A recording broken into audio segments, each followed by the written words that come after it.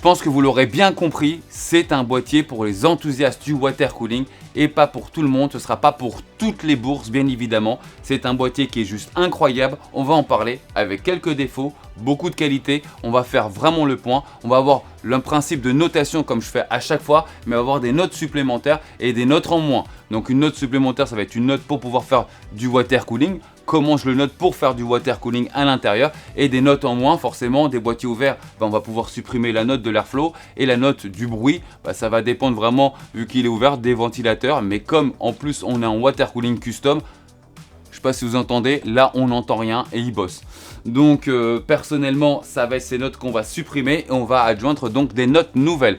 Déjà, attention, ce n'est pas pour toutes les bourses et il y a deux modèles différents. Il y a le Skeleton classique plus le Skeleton Pro, c'est le modèle Pro que vous voyez à l'heure actuelle ici en face de moi. La différence entre les deux modèles, sur le modèle Pro, le modèle où j'ai, il y a déjà une distroplate d'inclus à l'intérieur comme vous voyez, et ce n'est pas n'importe quelle distroplate, c'est une distroplate qui contient plus de 700 ml. Donc une bouteille de vin quasiment, on peut le dire. Donc 700 ml, contrairement à beaucoup de produits chez la concurrence où on a des distroplates très petits, ce qui confère en fait un petit volume d'eau, et un volume d'eau qui chauffera plus. Là on a quand même plus de 70 ml, ce n'est pas rien du tout. Et dans la version Pro, vous aurez aussi le support de carte graphique à la verticale. Alors oui, c'est bien. Moi j'ai envie juste de vous dire, quand on fait ce type de choses, finalement, il va falloir peut-être s'orienter directement sur la Pro. Parce que si vous voulez, vous derrière, rajouter une distroplate, ça va être compliqué, personnellement, parce que celle-ci, elle a une forme bien spécifique. Comme vous voyez, elle est biseautée sur les côtés. Sauf si derrière, vous allez partir sur du tube en réservoir, donc du réservoir classique, circulaire. Là, pourquoi pas, effectivement. En tout cas, sachez une chose, c'est qu'on va commencer par une des notes, et c'est la première fois, la toute première fois que ça va arriver au sein de l'atelier. Chaque fois quand je vous notais des matériaux dans les boîtiers, de temps en temps j'avais des boîtiers qui se démarquaient. Je disais mais là on est sur du 9, 9,2, et souvent j'avais comme commentaire, oui mais Pax, pourquoi tu vas pas nous mettre du 10 finalement vu qu'il est si incroyable que ça? Je vous avais déjà répondu en vidéo, si un jour une marque vient pour me faire essayer un boîtier et ce boîtier là il va être en full aluminium par exemple, lui il aura forcément une meilleure note, donc il faut laisser un petit peu de mou entre ce 9,2 et ce 10. Lui il aura 10. Eh oui, ça y est, on a atteint le graal du matériau. Pourquoi? Parce qu'il est fait 100% en fibre de verre. Toutes les tubes que vous voyez, donc aussi bien les montants que les travers, sont 100% en fibre de verre, de la véritable fibre de verre, et chaque coin qui les relie, par exemple, c'est fait en aluminium découpé à la CNC. C'est le graal, c'est le must. Oui, ça a un prix, 999 € ou la version à 650 € suivant ce que vous voulez. Oui, ça a un prix, mais là, voilà, sa note sera de 10. Alors, la note de prix, on va la garder pour la fin parce qu'il va falloir comprendre les autres notes que je vais lui adresser. Donc, en termes de matériaux, cette structure est incroyable et en plus, il est complètement agençable. C'est-à-dire que par exemple, vous avez des petites vis partout. Vous pouvez monter et descendre tout votre radiateur. Vous pouvez descendre, monter toute votre carte mère. Vous pouvez tout agencer, tout modifier. Et ça, c'est aussi un gros plus que peut apporter ce Skeleton de chez AlphaCool. Nous allons maintenant parler de câble management, de gestion de câble. Et c'est là où il aura la plus mauvaise note. Parce que tout simplement, en fait, tout est ouvert. C'est un Skeleton, donc c'est un squelette, vous voyez tout. Donc comme vous voyez, là, on aurait facilement un amas de câbles et la caisse arrière est vraiment très fine. On n'a peut-être même pas 30 mm d'encofrement et pour tout mettre, c'est assez compliqué, je peux vous le dire. Il faut vraiment bien tasser et essayer de mettre les vis, c'est très compliqué. Donc le choix que j'ai mis et que j'ai pris, et c'est dommage que ce ne soit pas fourni par la marque, c'est ce type de gaine. Alors ça vaut pas grand chose, je crois que c'est 1 € le mètre, donc ça devrait le faire quand même en termes de budget quand on achète un boîtier à 1000 €. Mais bon, ça aurait pu être quand même inclus à l'intérieur. Ça permet de faire des taurons. Ce type de tauron que vous voyez ici, voilà, a fait que je n'ai plus du tout de câble. Regardez bien, on voit, donc on a l'esprit plutôt skeleton. Le but d'avoir un skeleton, finalement, c'est finalement que ce soit squelettique, mais il faut que ce soit transparent entre chaque axe.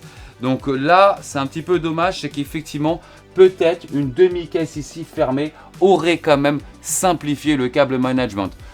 Et c'est pas que ça, par exemple la distroplate, vous avez la pompe de distroplate qui est ici, et c'est ici que vous avez donc les câbles qui vont partir pour la régulation du moteur et l'alimentation en SATA. Et le RGB que vous voyez au-dessus, c'est un autre câble qui passe par au-dessus. Donc aussi le fait de ne pas avoir réuni tous ces câbles en sachant que ça part d'un point A et ça va à un point B, c'est un petit peu dommage. Donc oui, il va falloir ne pas être mauvais en tout cas dans le câble management parce que il n'est pas facile si vous voulez bien entendu garder cette sensation de squelette, c'est-à-dire de vide. Donc ça c'est important, c'est là il aura cette moins bonne note, donc il aura une note de 6,5. Nous allons maintenant parler de note de water cooling parce que c'est là où c'est l'axe. Il faut savoir que AlphaCool, la marque, le fabricant, fait que du water cooling. Voilà, ils vont faire du fitting, ils vont faire de la distroplate, des tubes, ils vont faire des réservoirs, ils vont faire des pompes. Voilà, c'est leur axe, c'est leur direction de vente. Et ils ont sorti un boîtier qui s'adresse pour les gens qui veulent faire du water cooling custom. Il ne sert qu'à ça, voilà, vraiment je peux vous le dire, surtout avec une distroplate, c'est pas pour faire forcément mettre un IO ou mettre un ventirad à l'intérieur. Alors, mon avis, c'est qu'il est quand même incroyable dans le sens que vous pouvez mettre ce que vous voulez. Il encaisse tout. Par exemple, ici, j'ai un radiateur qui fait 55 mm plus les ventilateurs de 30 mm. On est à 85 mm. Et regardez, je reste toujours au-dessus de ma carte mère. La carte mère, comme je peux la monter et la descendre, je peux toujours faire en sorte que ça puisse passer. Et ça, c'est plutôt pas mal. Et cette carte mère que vous voyez, c'est une EATX. Donc c'est quand même une carte mère qui est aussi bien balèze. Et ça passe sans aucune faute.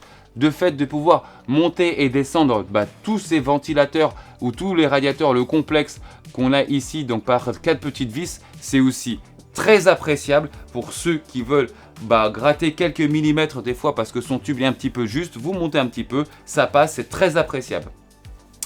Quelques points d'ombre. Les points d'ombre, c'est qu'ils ont voulu aller dans l'esthétisme, c'est-à-dire que la distroplate elle est ici, très belle, il n'y a rien à dire. Sauf que contrairement à beaucoup de distroplates qui sont plutôt sur l'alignement de la carte mère, il va falloir faire passer tous les tubes vers l'intérieur. Et je ne sais pas si vous le voyez bien, mais en fait, ça se passe ici. Tous les fittings sont raccrochés ici, au niveau de la distroplate. Et ça peut être une complexité pour ceux qui vont faire du water cooling pour la première fois. Voilà. Si vous allez faire du rectiligne, des choses très droites, avec des angles à 90 degrés, vous n'aurez pas vraiment de sujet, vous devriez quand même le faire assez facilement. Si vous allez sur quelque chose un peu plus compliqué ou un peu plus agressif ou un peu plus original comme le water cooling qu'on a là, ça peut être un peu plus complexe parce que le fait de partir par derrière, vraiment ici et non là, ça change quand même beaucoup la donne. Et si vous n'avez pas des grands bras pour tenir d'un côté et serrer de l'autre, c'est relativement complexe. Je suis 1,90 m, ça a pu le faire. Ensuite, par exemple, au niveau du water cooling du GPU, donc du bloc GPU que vous voyez ici, si vous partez avec des angles à 90 degrés pour aller tout droit vers la distroplate, vous allez taper sur la distroplate. C'est-à-dire qu'il y a un moment ou un autre, il va falloir que vous rentriez pour pouvoir re-suivre le boîtier ou passer par en dessous. Moi, vous savez, j'aime pas beaucoup les angles mécaniques. À chaque fois que je vous fais un water cooling, je fais en sorte de ne pas avoir d'angle mécanique, comme vous pouvez le voir ici. J'aime beaucoup tout ce qui est souple, mais c'est une histoire d'esthétisme, c'est une histoire de goût. Si vous êtes dans ce cas de figure-là, vous pouvez avoir vite fait quelques complications, le fait de pouvoir encore repiquer l'intérieur. Et d'ailleurs, j'ai dû moi-même employer des angles mécaniques à ces niveaux-là pour pouvoir me raccorder à la distro. Parce que s'il fallait en plus repiquer pour refaire un 180 degrés, je ne saurais pas comment placer mon tube pour pouvoir serrer des deux côtés en même temps. Donc c'est les deux complications que j'ai pu avoir en termes de water cooling. C'est-à-dire que cette fois-ci, il n'aura pas un 10 sur 10 en termes de water cooling. On pourrait se dire, AlphaCool, fabricant de water cooling, il pourrait plutôt créer quelque chose qui est juste impeccable. Moi, je trouve que d'avoir privilégié cet esthétisme-là, ou à ce moment-là, jouer le jeu jusqu'au bout, avoir une ouverture des deux côtés, c'est-à-dire pour pouvoir mettre des fittings des deux côtés et avoir quelque chose de tout de suite beaucoup plus agressif. C'est une histoire de goût, certainement, mais en tout cas, ils ont privilégié quelque chose qui est esthétique et du coup, il va avoir une plus grosse complexité à pouvoir sortir si vous allez sortir des sentiers battus en termes d'esthétisme de tubing. Et le fait aussi de ne pas pouvoir sortir les tubes du bloc GPU directement par l'avant parce que vous allez pouvoir voir que vraiment la vitre est vraiment très collée du GPU, sauf si vous partez vraiment sur du mécanique après ensuite tout de suite repiquer, je trouve ça un petit peu dommage. Donc en termes de water cooling, je vais lui donner une note de 8,5, ce qui reste quand même une très bonne note forcément, mais je vous dis voilà, on aurait pu aller plus loin dans l'esthétisme, dans le tubing, si c'était d'une autre manière. En tout cas, c'est l'avis de l'atelier, bien entendu, et ça ne tient qu'à moi. Nous allons maintenant parler du prix, parce que là, du coup, on va pouvoir jauger. Et bien, en termes de prix, on n'est pas donné, comme vous pouvez le voir. Ça reste pour une petite niche. Je ne pense pas qu'il sera édité à 50 millions d'exemplaires. Je pense que vous non plus d'ailleurs. Ça reste pour une petite niche, et une petite niche qui a les moyens. Parce que la version sans le GPU à la verticale et sans la distroplate est quand même déjà à 650 €. On parle quand même de 650 €. Ok, et la version avec le full option, eh ben, on sera déjà à 1000 €. 1000 €, c'est pas rien du tout, surtout pour un boîtier. Donc c'est relativement assez cher, ou plutôt, il faut vraiment les moyens. Par contre, en compensation, derrière, je vous dis, c'est la première fois où je vois un boîtier qui est fait en fibre de verre. Donc je pense que le coût d'exploitation pour AlphaCool en termes de usinage de toutes ces pièces en aluminium, en CNC, et du fait que ce soit produit en très peu d'unités, donc il n'y aura pas beaucoup de rentabilité sur le nombre et sur le volume qui sera fabriqué, ce sera beaucoup plus justifié. Ce boîtier va s'adresser aux gens qui ont les moyens, aux gens qui aiment faire du water cooling, qui aiment avoir quelque chose qui est aussi aberrant, qui aiment d'avoir un produit d'exception à la maison, parce que c'est un produit quand même d'exception qui est à la maison, et qui auront forcément les moyens. Moi, en termes de prix, je ne vais pas lui donner 10, je ne vais pas lui donner 9. Je serai sur une tranche, je pense, de 7,8. Parce que je sais très bien que si vous achetez une distroplate déjà de ce volume-là, généralement de cette taille-là, on sera déjà à 300 balles. Voilà, faut le dire. Un boîtier haut de gamme, on est déjà à 200 balles, vous le savez très bien. Je parle bien de haut de gamme, minimum 200 balles. Mais il ne sera pas en fibre de verre. Vous voyez, il ne sera pas avec des pièces faites à la CNC, donc à la découpeuse numérique. Donc ça, c'est quand même un gros atout en termes de qualité, il faut quand même l'avouer. Donc c'est vrai que c'est difficile de noter ce boîtier-là par rapport à son prix. Je lui mets 7,8 parce que tout simplement c'est très proche des 8, et je pense que 8, ça veut dire que c'est un peu validé au sein de l'atelier. Je suis entre deux feux à ce niveau-là. Le support que vous voyez ici, par exemple, de SSD, voilà, en 2.1 que vous pouvez mettre à l'intérieur, ça peut vous aider à cacher un petit peu le câble, comme vous voyez ici. Mais c'est surtout que même ça, c'est une plaque qui est faite directement en fibre de verre. Voilà, il n'y a pas de plastique. Ça reste quand même un boîtier d'exception. Et est-ce qu'une Mercedes, techniquement, vaut son prix par rapport à une autre voiture, par exemple de la gamme de chez Renault, équivalence? On va vous dire oui, parce que c'est beaucoup mieux. Oui, c'est beaucoup mieux. Mais est-ce qu'ils n'exagèrent pas un petit peu sur le prix quand même, Mercedes? Oui, certainement. Je pense qu'on a ça. On est sur un produit d'exception qui sera fabriqué en très peu d'unités. Et que du coup, forcément, il y a aussi cet engouement-là qui va siffler ce prix vers le haut, forcément. En tout cas, l'avis personnel de ce boîtier-là va rester relativement bon, bien entendu. Matériaux qui sont incroyables, un espace de fou pour pouvoir travailler. Le fait de pouvoir tout régler en hauteur, en longueur, ça, c'est vraiment très important. Et pour moi, après c'est une histoire personnelle, il a un esthétisme incroyable. Et il fait bien de s'appeler le Skeleton, je trouve.